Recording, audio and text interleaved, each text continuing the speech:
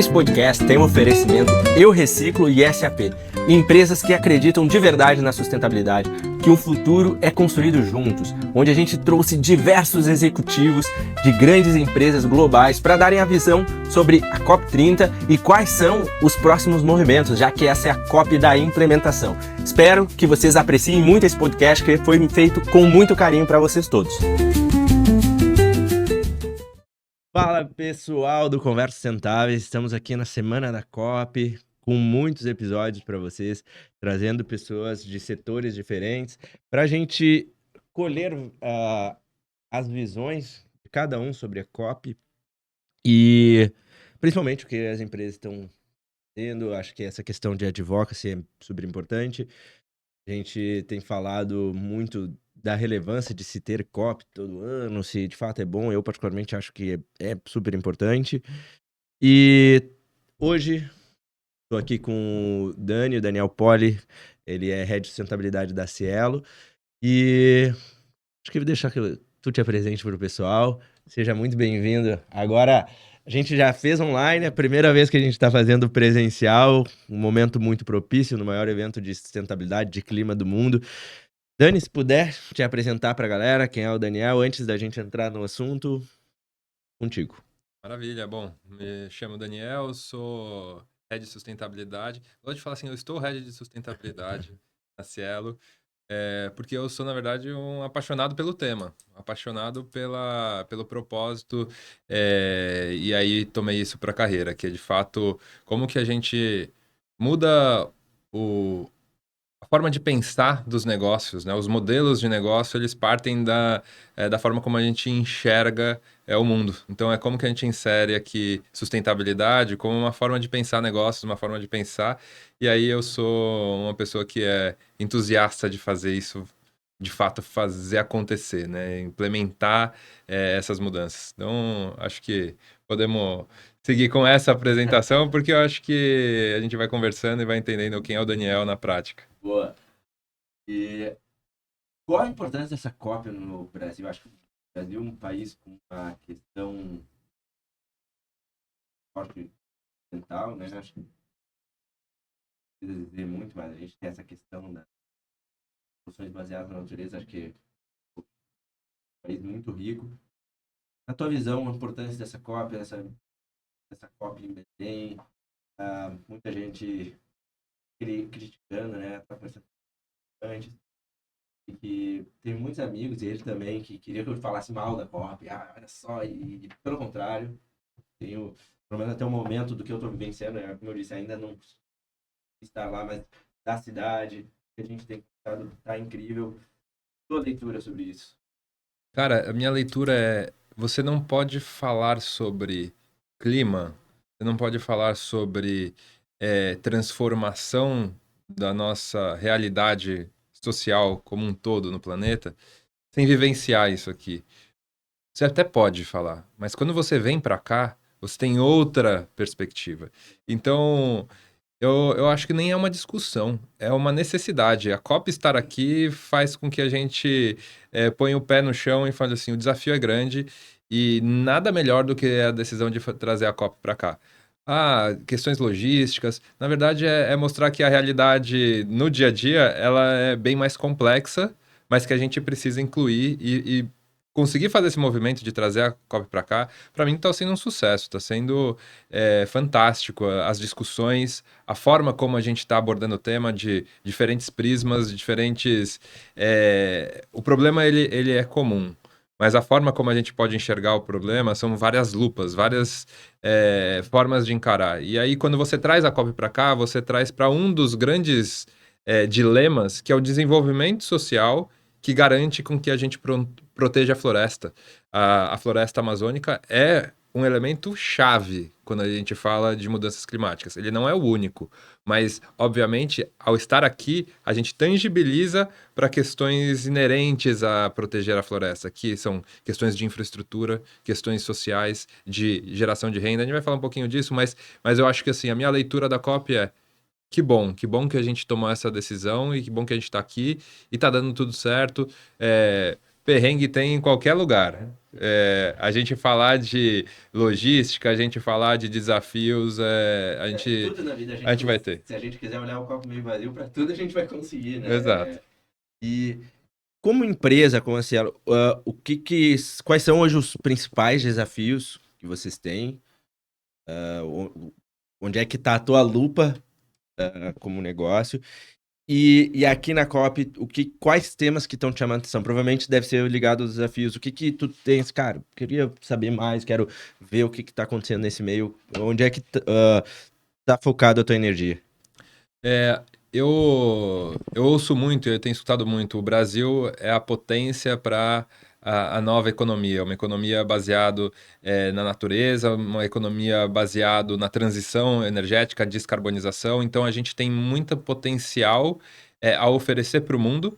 E essas soluções, elas partem também de base tecnológica, mas não só tecnologia como a gente conhece, de olhar para sistemas e, obviamente, a tecnologia da informação, mas também as tecnologias sociais. Então, quando a gente olha para esse arranjo e a gente vê o Brasil como um país continental, com vários Brasis e várias realidades, a Cielo ela tem um papel de estar a serviço dessa economia brasileira. Quando a gente pensa na economia brasileira, mais da metade da economia brasileira passa pelos serviços, passa pelo comércio.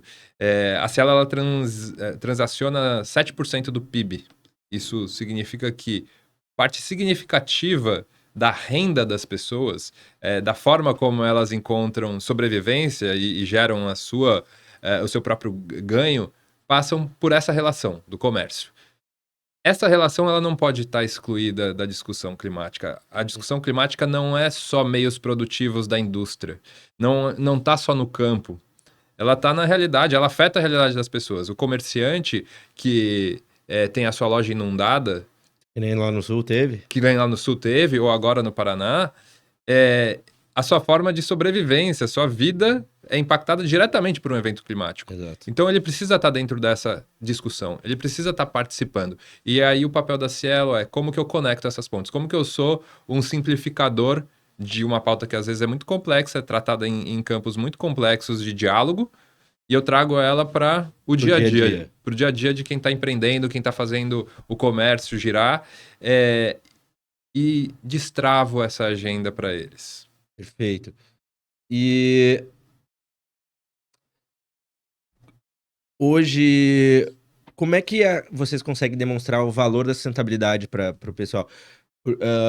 Eu acho que o fato de ter uma COP, eu acho muito legal, porque, não desmerecendo áreas, nem isso, mas assim, às vezes eu pego pessoas de vários setores, assim, pô, o Uber, a pessoa da padaria, tá falando em COP. Pô, que legal, então, porque assim, se não tivesse a COP, muita gente nem saberia, de repente, da pauta de sustentabilidade, e agora vai começar a ficar mais atento. Como é que vocês estão demonstrando esse valor ou tentando fazer que haja um engajamento por parte dos clientes de vocês? Eu escuto às vezes muitas pessoas críticas a essa difusão e simplificação da discussão COP e mudanças climáticas em setores que estão muito distantes, porque a contra-argumentação disso nós precisamos focar na implementação daqueles que são os grandes obstáculos e as grandes mudanças, né? Então, a escala está em um outro lugar e menos pulverizada. Uhum. Eu discordo. Eu acho que as duas coisas convivem. A gente precisa da implementação de mudanças estruturais na matriz energética do mundo, em meios de produção. Então, acelerar o financiamento climático tem como gatilho grandes estruturas e setores muito específicos que às vezes estão distantes desse dia a dia do motorista de aplicativo, da padaria, de quem está empreendendo no seu universo, no seu dia a dia, com uma magnitude muito menor e com muito menos ferramentas para adotar práticas de sustentabilidade. Então, quando eu olho para essa conexão, a gente precisa da difusão e a gente precisa a discussão perene. Então, o diálogo, ele não é contraditório à implementação, ele precisa acontecer, as avenidas precisam andar de uma forma paralela. A gente precisa que o tema esteja quente o tempo todo, que seja mais habitual falar sobre esse tema em qualquer setor, em qualquer negócio. E aí, a partir desse diálogo, você vai começar a implementar mudanças pequenas que fazem no seu agregado mudanças grandes. Então, se aquela padaria que antes nem tinha nenhuma visão sobre o tema começa a entender que mudanças climáticas afetam o negócio delas, afeta o preço da farinha no final do dia, que é um insumo essencial, e que a parte dele é garantir que o resíduo vá para o lugar certo, que ele atenda um nível de compliance ali, de garantir que ele está descartando corretamente os seus insumos, que ele consegue olhar estruturas, por exemplo, de energia limpa. Então, a Cielo está lançando uma nova avenida de negócio de apoiar o empreendedor a consumir energia que seja de origem renovável. Então, são alternativas de eu trazer soluções para ele, eu trazer informação para ele. Quer ver um dado interessante? Sustentabilidade, ele tem várias amplitudes, né? A gente está falando muito da questão ambiental aqui, mas existe uma relação social muito importante. Um termo que a gente já ouviu bastante, que é o racismo ambiental, ele está ligado a você entender a pauta racial no Brasil. Então, a gente fez uma iniciativa de criar um manual antirracista para as relações comerciais. E a gente manda isso para os nossos clientes, e ele tem um QR Code quando ele recebe a maquininha, o aparelho, para abrir esse manual, e aí a gente instrui ele a ter atitudes antirracistas no seu ambiente de comércio, né? A gente tem mais abertura deste manual do que do próprio manual do equipamento. Sério? Então, você vê que há interesse. Há interesse pelos temas.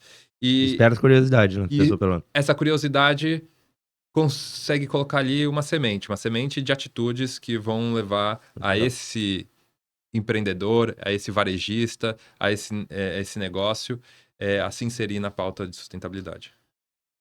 Olhando aqui com copy, né, agora. Qual a importância das empresas estarem presentes, o setor privado estar mais presente agora na COP? Cada vez mais a gente vê as empresas participando. Na tua visão, o que contribui ou tu acha que também não deveria ter? Qual é a tua visão? Eu acho que o setor privado ele precisa estar porque ele é parte da engrenagem. Então, todas as partes da engrenagem precisam estar. Quando a gente fala, por exemplo, de mercado de carbono, né? A gente recentemente, eu estive lá no lançamento de um estudo que a gente patrocinou junto com outros parceiros, com a SAP, que também esteve nesse estudo, para lançar a perspectiva de oportunidades do mercado de carbono no Brasil. E aí, quando a gente olha para o mercado de carbono, o estudo está separado em 3 grandes indutores de demanda, né? A gente tem o artigo 6, que fala sobre o mercado internacional e aí a demanda que vai vir dessa transação entre os países. Você tem o recente aprovado ali, Sistema Brasileiro de Comércio de Emissões, como um indutor de demanda, e o mercado voluntário, como um outro grande indutor de demanda. Quando a gente olha para a realidade do mercado voluntário, o mercado voluntário ele tem uma participação de posicionamento do setor privado que não foi suficiente para resolver o problema. Se a gente está falando em mercado regulado, e se a gente está falando de um sistema brasileiro de comércio de emissões, significa que, eu não gosto da expressão que o mercado voluntário falhou, mas ele foi insuficiente para a gente adotar novas práticas que garantam que a gente mude o perfil das emissões nacionais.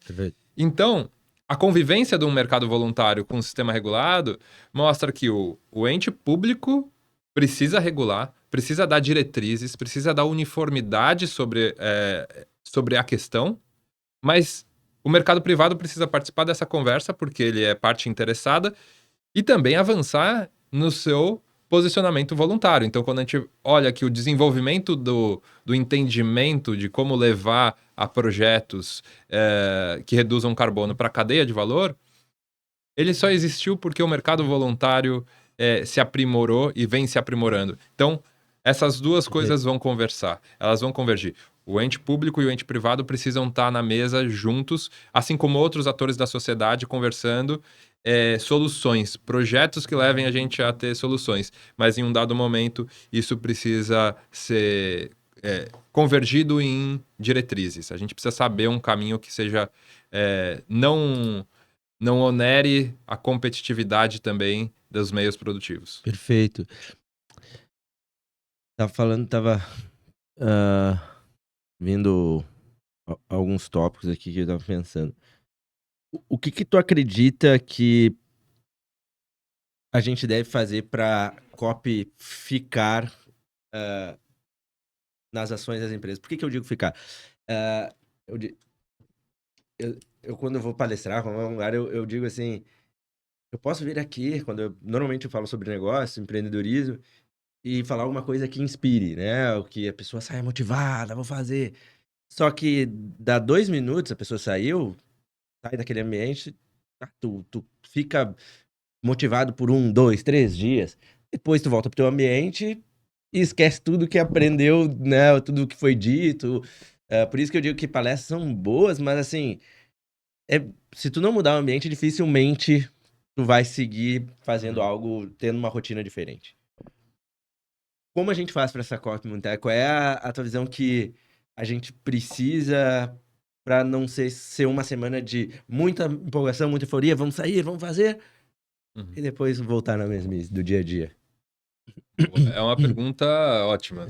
Se eu tiver a solução, eu não sei A gente a devagar mudança que a aqui. gente vai alcançar. Mas eu acho que, assim, tem vários elementos que eu posso opinar. Eu queria resgatar um que eu fiz uma especialização em neurociência e acho que um dos grandes insights que eu tive ao estudar esse aspecto é que a emoção e a razão não são faces separáveis. Ora você toma atitudes com emoção, ora você toma atitudes com razão. A interpretação da emoção, ela é subjetiva, né? Então, recentemente, aqui na COP, estava num painel e uma das pessoas falou assim, não, a gente tem que tirar a emoção da discussão e a gente precisa tomar a discussão apenas pela razão. Eu falei, e é possível?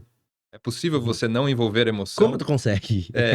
A emoção, ela é inerente ao ser humano, então a empolgação que a gente tá, ela leva a gente a querer fazer alguma ação, e essa ação, ela vai divergir de outras pessoas. Algumas pessoas têm outras emoções em relação ao tema, a gente tá na conferência das partes, onde as partes tendem a convergir aqui com muitos assuntos, então há muita convergência. Há divergência sobre o como fazer, mas a razão da gente estar aqui, ela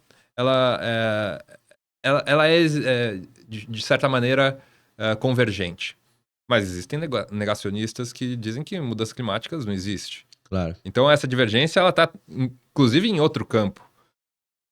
O que significa isso tudo? Que a emoção que a gente se relaciona com o tema, ela vai oscilar. Uma hora a gente vai ter uma emoção aqui muito empolgados, porque temos muitas pessoas convergindo para as ideias e que a gente fala assim, tem solução, vamos implementar, vamos fazer. Outra hora a emoção pode ser raiva de alguém que está tão negando uma evidência científica robusta que você tem dificuldade de discutir a ação porque a sua discussão e a sua emoção está te levando para um outro lugar. Então, eu acho que não tem uma resposta ideal. O que tem vamos reconhecer que a emoção faz parte da nossa natureza. E a razão faz parte da nossa natureza. E que elas convivem junto. E que a forma como a gente decide, toma a decisão do que a gente vai fazer, precisa reconhecer esses momentos. O momento pós-COP é um momento, talvez, de mais serenidade do que temos que colocar na mesa agora e começar a fazer. E aí tem alguns elementos que nos protegem disso. Eu acho que na Cielo eu sempre defendi, falei com os meus interlocutores, a gente precisa ter um campo aberto para ideias. Então, inovar, uma empresa de tecnologia precisa discutir até coisas que não fazem, num primeiro momento, parte desta realidade que a gente está habituado, do nosso negócio. Vamos discutir, vamos pôr na mesa. E um dado momento que a gente decidiu que a gente precisa implementar algo, a gente precisa garantir governança. Governança, quando a gente olha do ESG, a governança é o mais difícil de explicar para as pessoas, mas Quando a gente entende a importância da governança, a gente começa a entender que as ações elas se viabilizam e elas se sustentam quando há uma governança bem definida. Eu estive presente em alguns painéis de discussão dos negociadores, são várias cópias, né? E você tem a parte de negociação. E é um espaço de troca ali, de negociação, que a gente acha até muito burocrático, né? Muito protocolar. Mas, na verdade, é essencial que haja uma governança. Perfeito. Porque quando a gente estabelece esses espaços de governança, essas tomadas de decisão que hajam amarração, as ações saem do papel. As ações, elas se aceleram. Então, como que eu posso te responder isso? Após a COP, vamos estar atento que as ações entrem em fluxo de governança e que aí a gente vai conseguir, de fato, sair do campo da emoção boa para o campo da emoção que é boa também, mas de um outro tipo. Um tipo de levantar, arregaçar a manga e começar a fazer. Fazer. Não, é excelente, porque tu contatando muito melhor do que. Eu costumo dizer que. Costumo dizer, não, eu sou uma pessoa que eu me considero muito disciplinado, assim. Eu faço bastante coisa. Pô, fui atleta bastante tempo, fui militar, então sempre, tem que fazer, tem que fazer. Eu não fico me perguntando se eu gosto ou se eu não gosto. Cara, precisa, é necessário e ponto final. E a minha resposta seria isso, né? Seria se me perguntasse o que eu te perguntei, eu ia dizer, cara, beleza, tu não tem que fazer as coisas só motivado, tu tem que fazer. E eu acho que tu falou de uma maneira justamente isso. Acho que quando tu cria esse processo de governança, tu fala, cara, olha só, isso aqui agora a gente tem que vai acompanhando e vai fazendo esse processo. É uma maneira da gente. Isso no papo com o Pedro era justamente isso.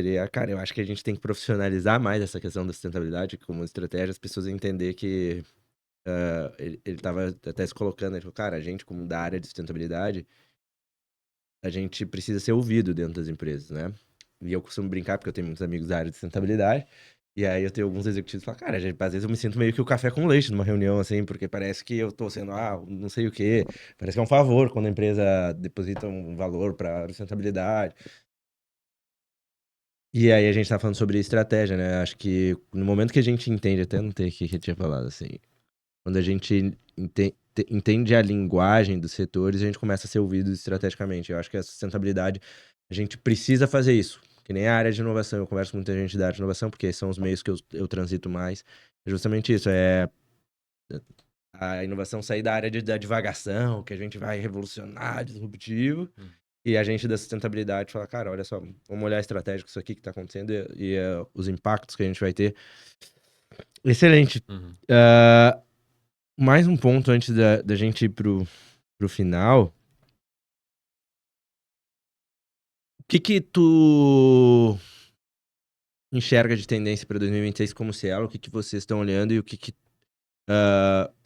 tu puder compartilhar, quais são as diretrizes para pro ano que vem e o que tu vai estar encarando como desafio? Eu acho que olhando para 2026, Cielo, a gente está olhando como desafio. Tem uma parte de desafio muito relacionada ao IFRS.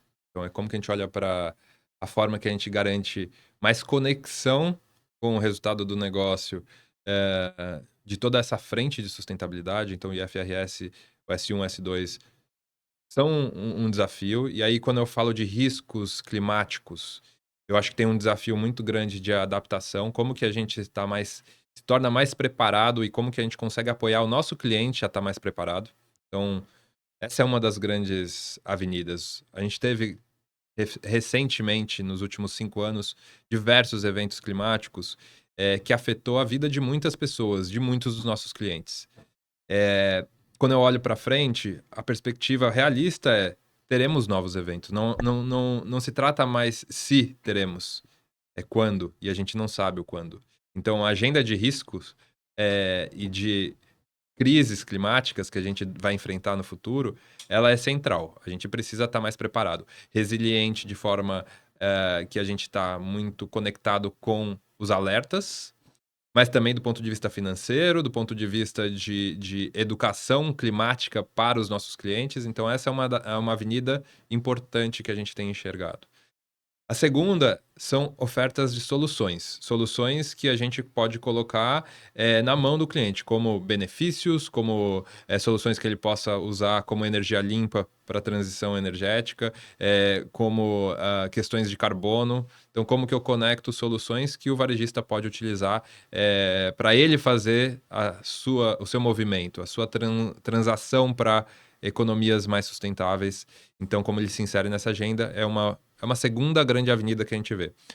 E quando eu falo de impacto, existe um fortalecimento de territórios. A gente vai caminhar para garantir mais legado aqui na região amazônica. Então, o nosso foco é garantir que educação financeira, inclusão socioprodutiva, seja a nossa contribuição para o desenvolvimento da região. Porque no aspecto humano, né, é essencial que a gente tenha um desenvolvimento socioeconômico.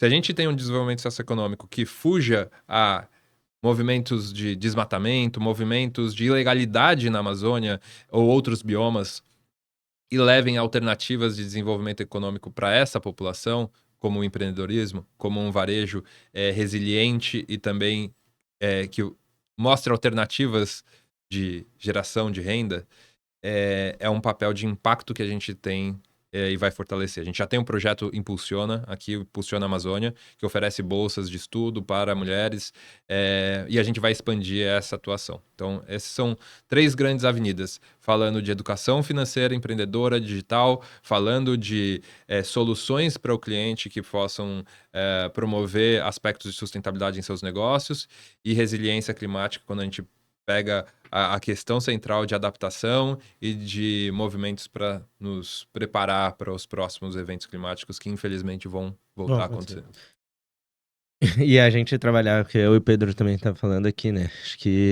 que o pessoal tá batendo muito, trocando a agenda, né? Que antes falava muito da mitigação e agora a gente tá falando muito de adaptação, né? Então, sabendo que as coisas vão acontecer, como é que a gente pelo menos se previne disso?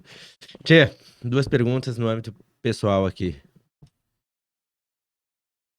Qual foi a última coisa que tu aprendeu?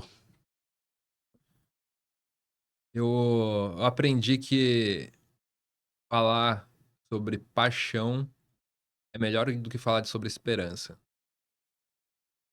Porque esperança coloca a solução no externo.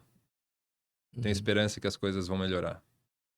Eu tenho paixão pela mudança, eu me movo, eu faço. E Eu quero estar te contribuindo. gera uma não em si só uma ação, mas um movimento, né? Movimento. Você se Movimento. entrega ali e espera menos que as coisas mudem. O Brasil precisa mais de O Brasil precisa mais de serenidade. Eu acho Hum. que quando a gente vê o momento que a gente vive, fazer tudo isso sem a gente abaixar o tom da nossa voz, no sentido de vamos entender que ninguém tem a solução. Vamos entender que tem problemas que a gente precisa de muita colaboração e essa colaboração, ela precisa que a gente se desarme. Então a gente precisa estar mais sereno.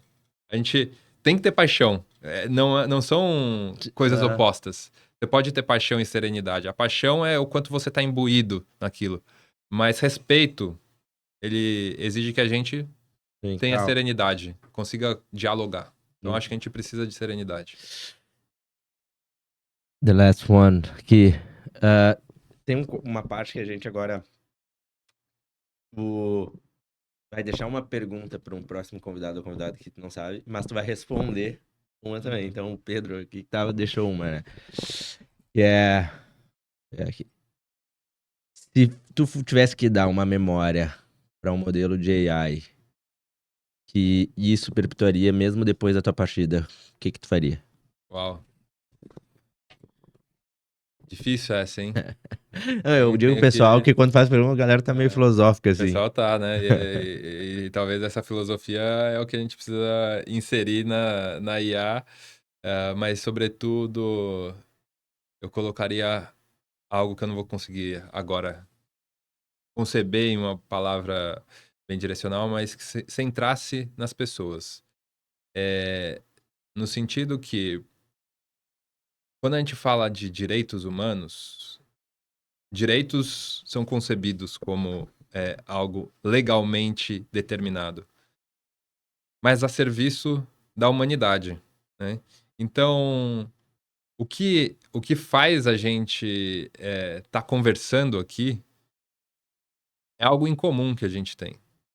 Então, se a humanidade é algo em comum, como que a IA consegue conceber que ela, né, se ela tivesse a capacidade de produzir algo novo que mudasse o mundo, é garantir que a gente se enxergue de novo como humanidade, como menos como adversários. Por que que a gente tem tanta guerra? Por que que a gente tem tanto conflito? A gente, em algum momento, olha o outro de uma forma diferente e entende que ele é o meu adversário, que ele é meu inimigo. Essas palavras, elas retiram a possibilidade de se inserir humanidade numa discussão. Então, quando você desumaniza, quando você torna o seu rival, o seu oponente menos humano, a gente não vai sair com uma solução construtiva. A gente vai se destruir antes. Então, se eu pudesse inserir um conhecimento para IA que fosse determinante, garanta que tudo que você produz a humanidade. Botei centrado, as pessoas botaram.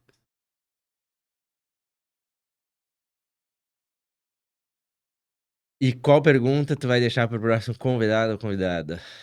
Ixi. Não vou te dizer quem vai ser pra tu não Aham. direcionar. Boa.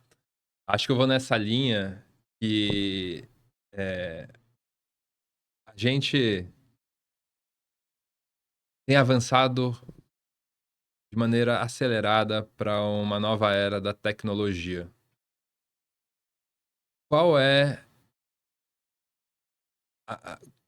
o que a gente precisa carregar para o futuro que não nos faça esquecer dessa humanidade?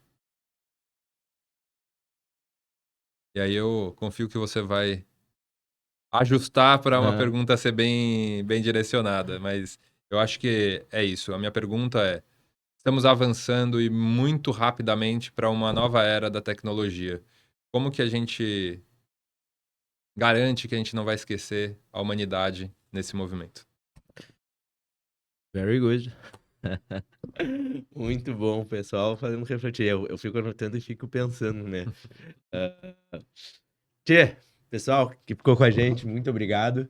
Estamos aqui na COP, estamos com mais episódios. Fiquem ligados aí no Spotify e também no YouTube. Sabe que para nos seguir é @Conversas Sentáveis em qualquer rede. Quem quiser me acompanhar é @WSLopes ou Wagner Lopes no LinkedIn.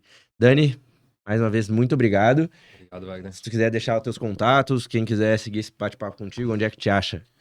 A principal plataforma é o LinkedIn, Daniel Poli. Me sigam lá que a gente pode continuar a conversa por lá. Valeu, pessoal. Nos falamos e até mais. Tchau, tchau.